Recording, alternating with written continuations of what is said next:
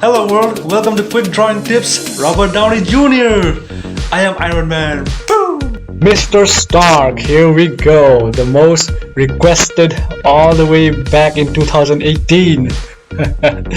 Okay, so let's start. Make the border of the face, draw the eyes, make the nose, the mouth, and then this lower part. Yes, we have not touched any hair yet.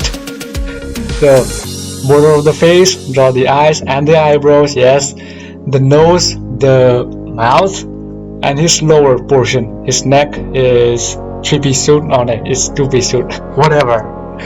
And finally, go move up to his hair, and finally move up to his hair. Make his beard, his mustache, his beard, and then his hair. See, his hair is quite easy. This part is that's one part. See, it goes from like this, other side goes like this, so that counts as one part. This is second part, and that is the third part. This, very easy. Just break down all your favorite characters, and you can see that okay, it's just step by step.